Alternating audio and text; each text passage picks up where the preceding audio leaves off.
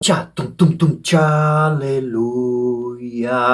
Saudações, Leandro Zen. Bem-vindos ao Mantra Cultural. Papos além, papos além. É interessante como o Brasil vai de funk proibidão a gospel num limiar muito próximo. Na verdade, as duas coisas convivem em ebulição constante. Isso é maravilhoso, isso é uma manifestação divina, espiritual, carnal, poderosíssima. Só falta uma coisa: observação, consciência, presença, testemunho. Porque essa dança de energias, funk proibidão e gospel, cara, está estampado que isso é yin yang em seu estado natural. A dança da energia do universo, a olhos claros, para todo brasileiro ver, para todo mundo ver. Isso é maravilhoso, sim. Só que precisa ter a visão, pegar a visão, não é? É Deus em ação. Um dos conceitos da cultura Zen, da cultura oriental, que eu gosto bastante, da filosofia não dualista, é justamente isso, o não dualismo. Não existe essa coisa de carne e espírito, funk proibidão e gospel. Não existe essa coisa de céu e inferno, gospel e funk proibidão. É diferente a percepção das coisas. O Brasil, ele tem um caldeirão muito grande de tradições espirituais, religiosas. Nós temos as religiões europeias, cristãs, as de matriz africana e as tribais. Todas elas têm um altar, um templo ou símbolos, santos, divindades.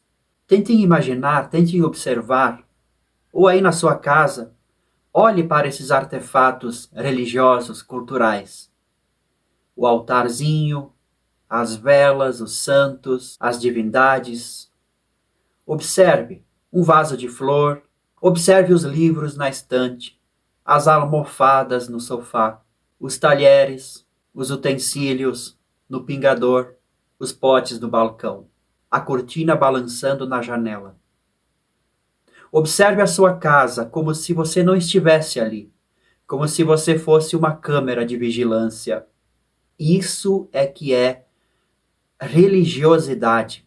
Essa sensação vem bastante forte quando a gente está admirando coisas antigas, objetos antigos, fotos antigas, ou mesmo quando você, se você gosta de passear pelo cemitério, quando você olha as fotos, as datas, você sente aquele clima, este clima do observador.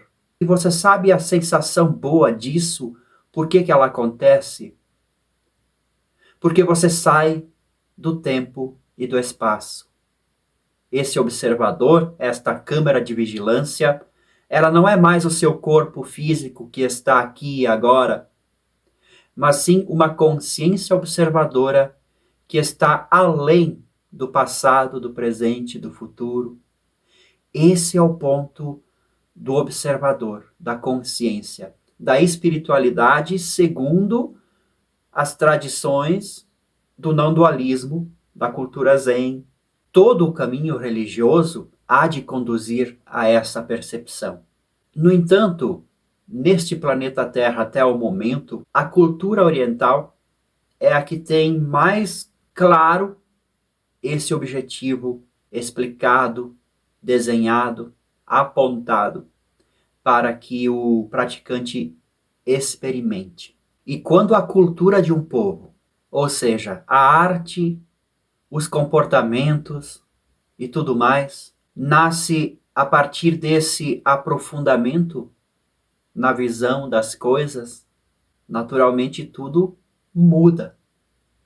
Toda essa dança da vida adquire uma presença, uma consciência.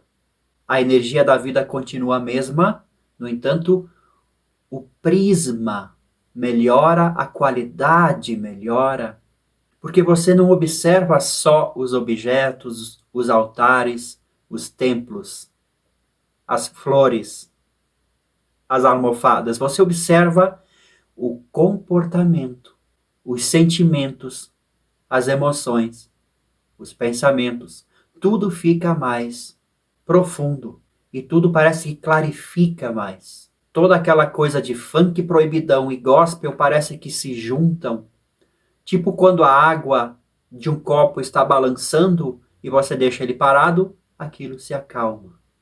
E não é azeite e água, é um líquido só, a existência, a consciência. Na religião, a gente pode dizer, existe uma só divindade, um só caminho, e tudo bem. As formas são diferentes. Na cultura, no comportamento humano, tem uma coisa que é bastante comum em todas as tradições. Uma coisa estará presente: o ego. O ego é justamente aquele elemento, aquela poeira no prisma da observação profunda. Se você olhar o mundo sempre através do ego, as coisas vão ficar rasas, superficiais, problemáticas, traumatizantes, corruptivas. Algumas pessoas que eu convivo, que não são evangélicas, nem cristãs, nem nada, elas me dizem que elas ouvem música gospel porque é gostoso de ouvir, é acalmante, é tipo um chá de camomila. Dentro da cultura evangélica, no que diz respeito à música, eles chamam de secular, né? Tudo aquilo que não é gospel, toda aquela música do mundo, incluindo o funk proibidão, o rock, o samba, o sertanejo, etc. e tal, tudo aquilo que não é adoração a Deus é música secular. Algumas pessoas até aceitam que canções que falam de amor e de coisas boas também sejam de adoração, mas eu acho que a grande maioria simplesmente divide assim, ou é adoração ou é secular. E tudo bem, é uma forma de ver o mundo. E faz sentido. Mas o Brasil, como eu disse no começo do vídeo, é um fenômeno interessantíssimo, porque ele é o país do carnaval, e a gente sabe que o carnaval ele é zoeira mesmo, não é essa coisa de marchinha de família que eles tentam vender, não. É uma coisa bem zoada. E ao mesmo tempo é um país muito de fé, muito religioso. Isso me lembra um conceito que Osho propagou em seus discursos, que é Zorba, o Buda. Zorba era um grego todo carnavalesco, no sentido da festividade, dos prazeres da carne, tá? Ele era um cara, assim, que vivia essa vida. E Buda era um cara que se aprofundava mais na espiritualidade e na observação. São dois extremos e os dois acontecem aqui no Brasil, ao vivo e a cores. Osho queria dizer que para os tempos modernos, onde todas as tradições do mundo estão se misturando e se conhecendo, existe muito claramente evidenciado essa natureza humana de Zorba e de Buda. Nós todos temos essa energia dentro de nós, Zorba e Buda, Yin e Yang, a grosso modo. E a gente precisa não simplesmente dividi-las em carnaval e quarta-feira de cinzas. A gente precisa juntá-las, mas também essa junção não é apenas egóica, superficial, racional, lógica. Não tem como ser. Isso iria causar confusão. Está causando, né? Causa confusão, né? Confusão também está no ar, está clara e evidente nesse país, em todos os níveis do comportamento. Cultural, político, etc. e tal. Qual é a sacação, então? A observação. Observação. Consciência. Mas não aquela consciência social, aquilo é papo furado. Consciência espiritual, como um exercício de autoconhecimento. Ou seja, desapego desses rótulos, todos, sem exceção. Porque os rótulos vão deixando a nossa mente cada vez mais desequilibrada, esquizofrênica, dividida. E esse processo de observação, ele não divide. Ele junta, ele acalma a água do copo. Uma pergunta importante é preciso ser feita. O ponto para ser observado é esse.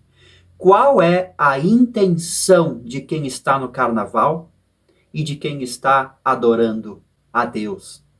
Qual é a intenção de quem está produzindo essas músicas gospel e as músicas do funk proibidão? Qual é a intenção? E na mesma questão, qual é a percepção de quem ouve? Você está percebendo alguma coisa bonita, talvez, ali no carnaval? Alguma coisa espiritual? Você está percebendo alguma coisa estranha naquele movimento gospel, comercial, milionário? Percepção muda quando você sai do jogo e observa tudo como se fosse um cemitério, ou como se fosse, cemitério ficou estranho, né?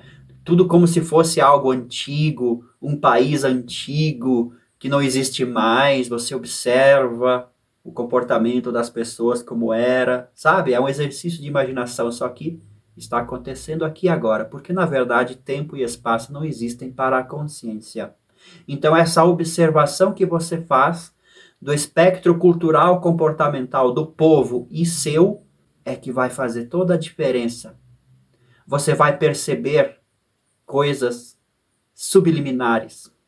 Então nessa percepção você vai mudar, você vai florescer, melhorar como país, como pessoa.